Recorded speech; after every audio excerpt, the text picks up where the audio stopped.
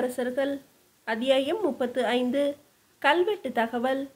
புதுச்சேரி அருகில் உள்ள திருவாண்டார்கோயில் ஊரில் உள்ள வடுகு ஈஸ்வரர் கோயில், திருபுவனை அருகில் உள்ள வீரநாராயண விண்ணகரம், பாகூரில் உள்ள மூவநாதர் கோயில் போன்றவை பராந்தகர் சோழர் காலத்திய கற்றளிகளாகவோ அல்லது பராந்தகர் சோழர் காலத்தில் கற்றளிகளாக மாற்றப்பட்டதாகவோ இருக்க வேண்டும் என்பது ஆய்வாளர்களின் கருத்து. 3 திங்கள் எப்படி கடந்தது என்பதே தெரியாத அளவுக்கு பரபரப்பாகி போனது சோழ அரசியல் நிகழ்வுகள். ஈழத்தை வென்று எண்ணற்ற செல்வத்தோடு திரும்பிய சோழர் படை கோலாகலமாக வரவேற்கப்பட்டு படையானது அந்தந்த பகுதிகளுக்கு திருப்பி அனுப்பப்பட்டது. ஈழத்தை வென்ற மகிழ்வு சோழம் முழுவதும் நிறைந்திருந்தது. கூடுதல் மகிழ்ச்சியாக சோழத்து இளவரசி பராந்தகரின் தவப்புதல்வி வீரமாதேவியின் திருமணமும் ராஷ்டிரகூட இளவரசனான கோவிந்தனுடன் இனிதே நிறைவேறியது. கோயில்களுக்கு நிலங்களும் நிபந்தங்களும் வாரி இறைக்கப்பட்டன. கேளிக்கைகளும் விழாக்களுமாக நிறைந்திருந்தது சோழம். மனதின் மகிழ்ச்சி தரும் உற்சாகத்தினை விஞ்சக்கூடிய விஷயம் வேறு எதுவும் இல்லை. தான் பெற்ற திருமகளின் திருமணம் எனும் போது தந்தையின் மனம் கொள்ளும் உற்சாகமும் பெருமிதமும் எழுத்தில் அடக்கிவிட முடியாதவை என்றே கூற வேண்டும். சோழ மன்னராக இருந்தாலும் ஒரு தந்தையின் உணர்வுகளை தாண்டிவிட்டு சென்றுவிட முடியாது என்பதை பராந்தக சோழரும் உணர்ந்து கொண்டார். பெற்ற தாயின் மறு உருவமாகவே பெண் பிள்ளைகள் இருந்து விடுவதால் ஆழமான பாசமும் அசைக்க முடியாத நேசமும் இயல்பாகவே அமைந்து விடுகிறது ஒவ்வொரு ஆண்மகனுக்கும். சந்தோஷம் எப்போது அதிகமாகி போயினும் இறைவனுக்கான நன்றி கூறுதல் என்பது இயல்பாகவே தோன்றிவிடும். உயர்ந்தோர்களுக்கு இத்தகைய எண்ணம் சாதாரணமானது. இத்தகைய பெருமிதமான வாழ்வினை தந்திருக்கும் இறைவனுக்கு தம்மால் இயன்ற எதையும் செய்துவிட வேண்டும் என்ற எண்ணம் தானாகவே மேலோங்கும்.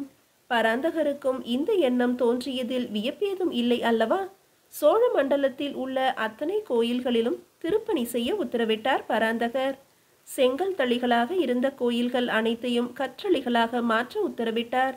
புதியதாக கற்றளிகள் அமைக்கவும் ஆணையிட்டார். ஒவ்வொரு ஊரிலும் இதற்கான உத்தரவுகள் பிறப்பிக்கப்பட்டு அதிகாரிகள் மூலமும் மக்களின் ஒத்துழைப்போடும் செயல்படுத்தப்பட தொடங்கின. சோழம் மறுபடியும் புத்துயிர் பெற்றது போல முன்னிலும் சுறுசுறுப்பாக இயங்க தொடங்கியது.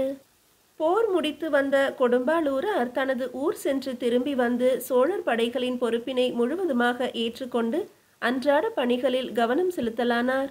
பழுவேட்டரையரின் உத்தரவின் பேரில் மறவன் கண்டன் பழுவூர் திரும்பி அங்கிருக்கும் பணிகளை மேற்பார்வை செய்ய தொடங்கினான்.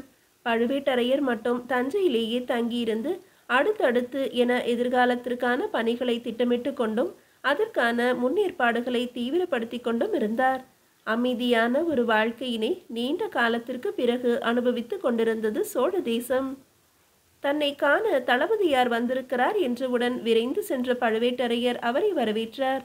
காரணமின்றி நேரில் வரமாட்டார் தளபதியார் என்பது ஏற்கனவே தெரியும் என்பதால் அவராகவே தொடக்கட்டும் என காத்திருந்தார் பழுவேட்டரையர். எல்லாம் நலம்தானே பழுவேட்டரையரே? கேட்டபடியே ஆசனத்தில் அமர்ந்தார் தளபதியார். நலமாக இருக்க வேண்டுதல்களை அனுதினமும் ஆண்டவனிடத்தில் செலுத்தி கொண்டுதான் இருக்கிறேன் என்றார் பழுவேட்டரையர். நல்லது. தலைநகர படையில் பாதியினையும் வேறு சில பகுதிகளில் இருக்கும் படையினரையும் கோயில் பணிகளுக்கும் புதிதாக நீர்நிலை உருவாக்கும் பணிகளுக்கும் அனுப்பி வைக்க வேண்டிய நெருக்கடி. தங்களின் கருத்து என்ன இவ்விஷயத்தில் என்றார் கொடும்பாளூரார். படைகள் பற்றிய விஷயம் சோழத்தின் முதன்மை தளபதி தாங்கள், முடிவெடுக்க வேண்டிய அதிகாரம் தங்களுடையது என்ற பின்பு கருத்து கூற வேண்டிய தேவையே இல்லையே தளபதியாரே. தேவை இருக்குமா என்ற கேள்விதான் இப்போது. பதில் தேவை அதற்கு என்றார் கொடும்பாளூரார். எதிரிகளின் மனநிலை என்ன என்பதை அத்தனை எளிதாக கணித்துவிட இயலுமா தளபதியாரே? எப்போது வேண்டுமானாலும் தேவை ஏற்படும் என்பதுதான் உண்மை. நல்லது. எனது தலைமையிலான படையினை மட்டும் நிறுத்தி கொண்டு மற்ற படைகளை வேறு பணிகளுக்கு பயன்படுத்தி கொள்ளலாம் என்றார் கொடும்பாளூரார். வேண்டாம் தளபதியாரே. தங்களின் படைகளை இங்கே இருத்தி கொண்டால் மற்ற தளபதிகளின் படை வீரர்களுக்கு இது தவறான எண்ணத்தினையும் மோதல் போக்கினையும் உருவாக்கும். ஏனெனில் எல்லோருமே ஈழப்போர் முடித்து வந்தவர்கள்தான். ஒரு சாரருக்கு மட்டும் ஓய்வா என்ற கேள்வி எழும். தளபதியின் படை என்பதால் இந்த சலுகையா என்ற ஆதங்கம் வரும். அதற்கு பதிலாக அரசர் தலைமையிலான தனிப்படையினை நிறுத்தி கொள்ளுங்கள். ஏதாவது அவசரமெனில் பயன்படுத்தி கொள்ளலாம். எவரும் கேள்வி எழுப்பவும் இயலாது என்றார் பழுவேட்டரையர். இது போன்ற ஆலோசனைக்காகத்தான் இங்கே வருவது. தளபதி என்ற பயமின்றி பகுத்து ஆய்ந்து கூற பழுவேட்டரையரை தவிர எவரால் இயலும் என்றார் கொடும்பாளூரார். அன்று கூறியதைத்தான் இன்றும் கூறுவேன். எல்லாம் தங்களை போன்றோரிடம் இருந்து கற்றதும் எம் முன்னோரிடமிருந்து பெற்றதும் தான் என்றார் பழுவேட்டரையர். வீரபாண்டியன் தலைமறைவாகவே உள்ளான். ராஷ்டிரகூடம் பெண் எடுத்து உறவு கொண்டு விட்டது எனில் பெரிதாகவோ புதிதாகவோ போர் மேகம் சூழ வாய்ப்பேதும் இல்லை அல்லவா என்று கேட்டார் தளபதியார். புதிதாகவோ பெரிதாகவோ இல்லைதான். ஆனால் பழைய கார்மேகம் ஒன்று எப்போது வேண்டுமானாலும் மோதலாம், கடும் மழை பொழியலாம் என்ற நிலையும் உள்ளதே தளபதியாரே என்று பழுவேட்டரையரை கூர்மையாக பார்த்தார் தளபதியார். வானர்குல வேந்தன் இருப்பதை மறந்துவிட்டீர்களா? பல்லவர்க்கு கட்டுப்பட்ட சிற்றரசனாக இருந்தவன். பல்லவரை வீழ்த்தி நாம் நின்றபோது சுயேட்சையாக தன்னை சுதந்திர நாடாக பிரகடனம் செய்து கொண்டவன். இதுநாள் வரை அமைதியாக இருந்ததனால் நாமும் அவனை பெரிதாக எடுத்துக்கொள்ளவே இல்லை. தேவையின்றி எவரிடமும் பகையினை வளர்த்து கொள்வது சோழத்தின் பழக்கமல்ல என்பதால் நாமும் அவனை தொந்தரவு செய்ததில்லை. ஆனால் போதாத காலம் ஆசையினை தூண்டும் அல்லவா? ஆசையானது அழிவினை நோக்கியே நகர்த்தும் என்பதை வானகம்பாடி நாட்டு வேந்தன் உணரவில்லை போலும். நமது நட்பு நாடான கங்க நாட்டினை தாக்க முடிவெடுத்துள்ளான். எவருடைய படை உதவி கிடைக்கும் என தேடிக்கொண்டிருக்கிறான். கிடைத்தவுடன் செயல்பட ஆரம்பிப்பான். அப்போது கங்க நாட்டிற்கு துணையாக நாம் செல்ல வேண்டியிருக்கும் என்றார் பழுவேட்டரையர். தற்போதிருக்கும் நிலையில் வைதும்பர்களை தவிர வேறு எவரும் அவனுக்கு உதவ முன்வர மாட்டார்கள். வைதும்பன் வானவர்களோடும் ஒத்துப்போக மாட்டான் என்பது வேறு விஷயம் என்றார் தளபதியார். மிக சரியான கணிப்புதான். என்றாலும் அரசியலில் எதுவும் நடக்கலாம் என்பதால் எச்சரிக்கையாக இருப்பதும் அவசியம்தானே? உண்மைதான் பழுவேட்டரையரே. எவர் எப்போது என்ன செய்வார் என்பதை கணித்துவிட்டால் வாழ்வின் சுவாரஸ்யங்கள் குறைந்தே போய்விடும். இப்போதெல்லாம் போர்களே இல்லாத ஒரு அமைதியான வாழ்வு ஒன்று எல்லோருக்கும் அமைந்து விடாதா என்ற எண்ணம் அடிக்கடி தோன்ற ஆரம்பித்துவிட்டது. வயதாகிவிட்டதன் அறிகுறியோ என்னவோ என்றார் தளபதியார். அனுபவங்கள் தந்த முதிர்ச்சியாக கூட இருக்கலாம். ஆனால் அமைதியை ஏற்படுத்தவே இங்கு போர்கள் அவசியமாகிவிட்டன என்பதையும் ஏற்றுக்கொள்ளத்தான் வேண்டும். மனித மனம் விசித்திரமானது தளபதியாரே. அமைதியான சூழலில் இருக்கும்போது ஆர்ப்பாட்டத்தினை எதிர்நோக்கும். ஆர்ப்பாட்டமும் போராட்டமுமாக இருக்கும்போது அமைதியை விரும்பும். இடைவிடாத போராட்டம் போலவே தொடர்ச்சியான அமைதியும் இங்கு ஆபத்தான ஒன்றே என்றார் பழுவேட்டரையர். அருமையாக சொன்னீர்கள். ஈழப்போர் முடித்து வரும்போது அந்த அரசுரிமை சின்னங்கள் கிடைக்காமல் போனதால் அரசரை எப்படி எதிர்கொள்வது என்ற போராட்டம் உள்ளுக்குள் பேயாட்டம் போட்டுக்கொண்டிருந்தது. இங்கு வந்த பிறகு அரசரின் அமைதியை கண்டு எனக்குள்ளும் அந்த அமைதி தொற்றிக்கொண்டது. எப்படி நடந்தது என்பதை தெரிந்து கொள்ள இத்தனை நாளாகிவிட்டது என்றாலும் அதற்கான காரணம் நீர் என்பதை அறிந்தவுடன் வயதில் சிறியவராயினும் உங்கள் மீது இருந்த மதிப்பு இன்னும் கூடிக்கொண்டேதான் போகிறது என்றார் தளபதி. பெரிதாக எதுவும் செய்துவிடவில்லை தளபதியாரே. இருக்கும் யதார்த்தத்தினை சரியான நேரம் பார்த்து தெரிவித்தேன், அவ்வளவுதான். புரிந்து கொண்டது அரசரின் பெருந்தன்மையை தவிர எனது பங்கு என்று பெரிதாக எதுவும் இல்லை. ஆனால் ஒரு விஷயம் உங்களிடம் கூறியே ஆக வேண்டும். அரசர் அமைதி அடைந்து விட்டார் என்பது தவறு. உள்ளுக்குள் எரிமலையாக கொதித்து கொண்டிருக்கிறார். மகளின் திருமணம் மற்ற வேலைகள் என்ற போர்வையில் தனது கோபத்தினை பாண்டிய அரசுரிமை சின்னங்களை கைப்பற்ற முடியவில்லையே என்ற இயலாமையை அது தந்த வெறியினை மறைத்து கொண்டிருக்கிறாரே தவிர உள்ளுக்குள் இவை அத்தனையும் இறக்கி வைக்க தக்க சந்தர்ப்பத்தினை தேடிக்கொண்டிருக்கிறார் என்பதுதான் உண்மை என்றார் பழுவேட்டரையர். ஆகா, அரசரின் மனநிலையை இத்தனை தெளிவாக கணித்திருப்பது சாதாரண விஷயமல்ல. ஆக சிறந்த பணி இது. இதற்கு எப்படி வடிகால் தேடுவது என்பதுதான் கேள்விக்குறி என்றார் தளபதியார். வடிகால் நாமாக ஏற்படுத்துவதுதானே தளபதியாரே. அரசரின் உள்ளுக்குள் இருக்கும் அழுத்தம் கலந்த வெறியினை எந்த திசையில் திருப்பி விடுவது என முடிவு செய்தாகிவிட்டது. தானாகவே வந்து சிக்கி இருக்கிறது ஒரு ஆடு. விளையாட்டாக எதிர்ப்பதாக நினைத்து கொண்டு வெறி கொண்ட வேங்கையிடம் சிக்கப் போகிறது அது என்றார் பழுவேட்டரையர் புன்னகையோடு. தீவிரமாக யோசித்தார் தளபதி. சட்டென முகம் பிரகாசம் அடைந்து வானர்குல வேந்தர் தானே என்று கேட்டார் தளபதியார். ஆம் என்பது போல தலையசைத்தார் பழுவேட்டரையர். அற்புதம். ஒரே கல்லில் இரண்டு மாங்காய் என்பது இதுதானே. அரசரின் மன அழுத்தமும் தீரும், எதிரியின் எண்ணிக்கையும் குறையும், சரிதானே என்றார் கொடும்பாளூரார். எல்லாம் தங்களை போன்றவர்களிடமிருந்து கற்றதும் பெற்றதும் தான் என்ற பழுவேட்டரையரை நோக்கி தளபதியார் சிரிக்க, அவரும் வாய்விட்டு சிரித்தார். நிசும்ப சூதனியும் அவர்களோடு சேர்ந்து சிரித்ததை தஞ்சையில் பரவிய குளுமை உணர்த்தியது. ஒரு விஷயத்தை முடிக்க இயலாத ஆற்றாமை கலந்த கோபமானது வன்முறையோடு கூடியது. அதுவே அடக்கப்படும் போது அந்த வன்முறையானது வெடித்து சிதற தகுந்த சமயத்தை எதிர்பார்த்து காத்து கிடக்கும். அப்படி வெடிக்கும் சமயத்தில் எதிர்ப்பவை மட்டுமல்ல, எதிர்பட்டவை அனைத்துமே எரிந்து சாம்பலாகிவிடும். சோழ மன்னர் பராந்தகரின் வாழ்வில் வெடித்து சிதறுவதற்கான காலமானது வெகு விரைவில் வாய்க்கப்பட்டது. அழகாக திட்டமிட்டு வாணர்களுக்கு எதிராக போர் தொடுக்க இதுதான் சமயமென பராந்தகரை தூண்டிவிட்டார் பழுவேட்டரையர். எந்தவித திட்டமும் இன்றி தனது தனிப்படையோடு பழுவூர் படைகளையும் இணைத்து கொண்டு தளபதி நக்கன் சாத்தனை மட்டுமே உடன் அழைத்து கொண்டு வாணர்களின் மீது போர் தொடுத்தார் பராந்தக சோழர். தான் கங்க நாட்டினை தாக்கினால் மட்டுமே சோழம் வரும் என எண்ணியிருந்த வாணர்குல மன்னனுக்கு நேரடியாக சோழமே தன்னை தாக்க வந்தவுடன் நிலை குலைந்து போனான். ஏற்கனவே அமைத்திருந்த பெரும் படையோடு களமிறங்கினான். எதிர்க்க வந்திருக்கும் சோழர் படை அளவில் சிறியதாக இருப்பதைக் கண்டு விரைவில் வீழ்த்திவிடலாம் என மனக்கணக்கு போட்டவன் வந்திருக்கும் பராந்தக சோழரே ஒரு தனிப்படைக்கு சமம் என்பது புரியாமல் போனதுதான் காலத்தின் விளையாட்டு.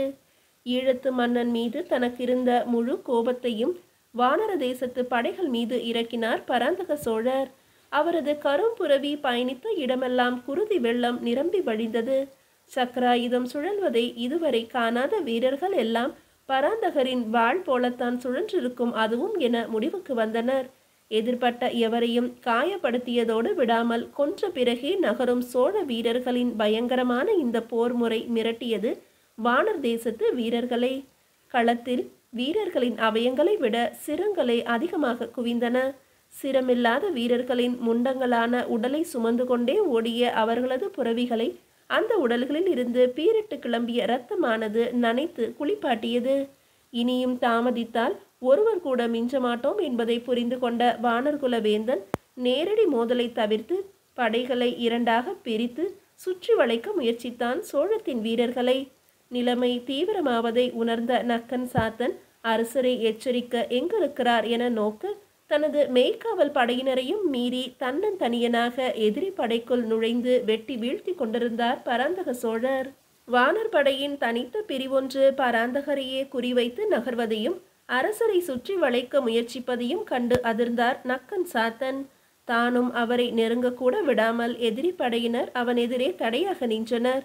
வானர்களின் தனிப்படை மெல்ல மெல்ல தனது வட்டத்தினை குறுக்கி கொண்டு பராந்தக சோழரை நோக்கி நெருங்கி கொண்டிருந்த அதே நேரத்தில் முழு சோழர் படையினையும் சுற்றி வளைத்து கொண்டிருந்தது வானர் படையின் மற்றொரு பெரும் பிரிவு.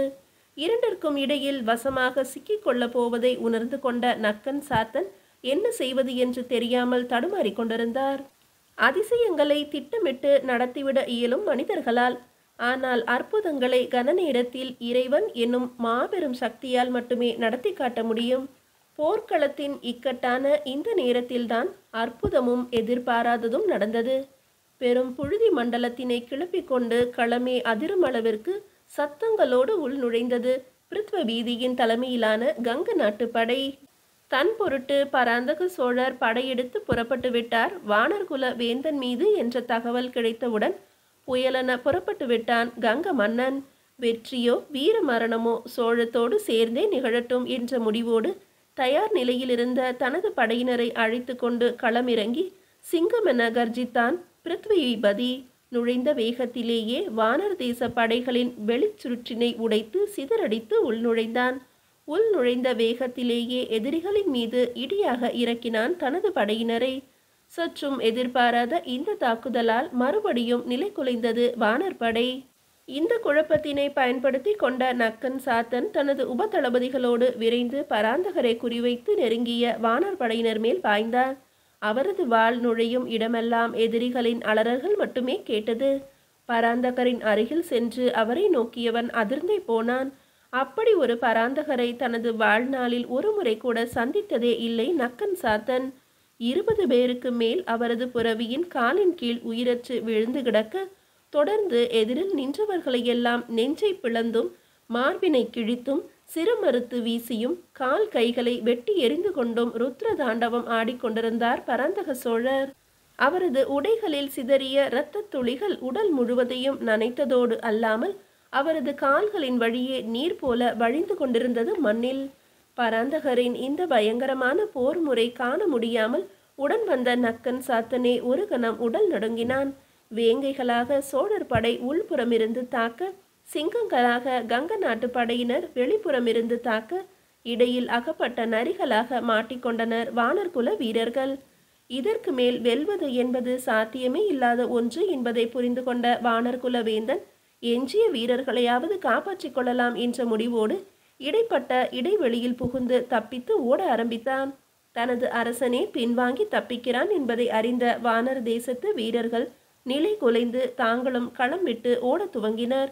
போர் முடிந்துவிடும் நிலையில் உள்ளது என்பதை கூட உணராத பராந்தக சோழர் தொடர்ந்து எதிரிகளை சிதறடித்துக் கொண்டே இருந்தார். அரசே, அரசே, வெற்றி பெற்றுவிட்டோம். எதிரிகளின் படை புறமுதுகிட்டு ஓடிவிட்டது. பராந்தகரின் அருகில் வந்து அலறினான் நக்கன் சாத்தன். வானர்குலவேந்தன் எங்கே? கர்ஜித்தார் பராந்தகர். தப்பி ஓடிவிட்டான் அரசே. துரத்தி பிடித்து வரவா ஒரு படையோடு சென்று? வேண்டாம், பயந்து ஓடுபவனை துரத்தி கொள்ளும் பழக்கம் சோழ வீரத்திற்கு உகந்ததல்ல.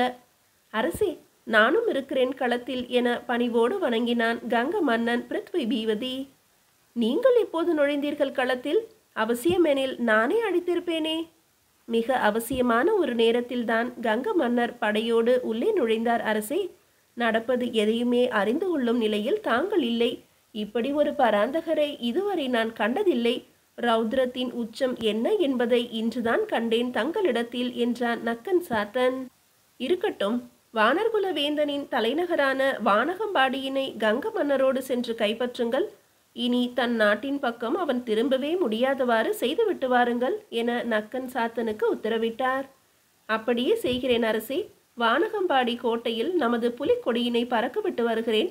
தாங்கள் தலைநகர் திரும்புங்கள் என்றான் நக்கன் சாத்தன். வேண்டாம், அங்கு புலிக்கொடியினை பறக்கவிட வேண்டாம். அதனை வானர் தேசத்தினை நமது நண்பர் பிருத்விபீதிக்கு பரிசாக தரவிருக்கிறேன். கங்க நாட்டோடு இணைத்து அதனையும் நிர்வாகம் செய்ய வேண்டியது அவரது பணி. நமக்காக தோள் கொடுத்த அவருக்காக நாம் வழங்கும் பரிசு இது என்றார் பராந்தகர் புன்னகையோடு. தங்களின் கருணை மிக பெரியது அரசே என்ற கங்க மன்னர் கண் கலங்கி நெகிழ்ந்தார்.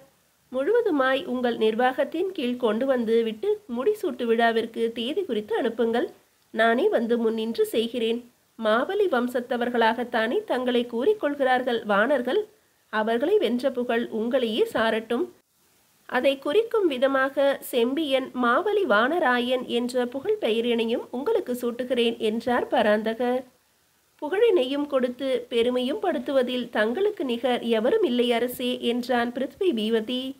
விரைவில் சந்திப்போம் என்ற பராந்தகர் தம் படையினரை மட்டும் அழைத்து கொண்டு தலைநகர் தஞ்சை நோக்கி புறப்பட, கங்க மன்னரும் நக்கன் சாத்தனும் வானகப்பாடி நாட்டிற்குள் கங்கர் படையோடு நுழைந்தனர். வெற்றி முகத்தோடு திரும்பி வரும் சோழர் படையினரை கோலாகலமாக வரவேற்றது தஞ்சை மாநகரம். இப்போரின் மூலம் உள்ளுக்குள் அடக்கி வைத்திருந்த வெறியினை வெளிப்படுத்திவிட்ட திருப்தியோடு சாந்தமான மனதோடு தனது நாடு திரும்பினார் பராந்தக சோழர். பழுவேட்டரையரால் ஏற்படுத்தி கொடுக்கப்பட்ட இந்த வடிகால்தான் பிற்காலத்தில் பராந்தக சோழரின் பல நிதானமான சிறப்பான முடிவுகளுக்கு காரணமாயிற்று. மீதியை இறுதி அத்தியாயத்தில் காணலாம்.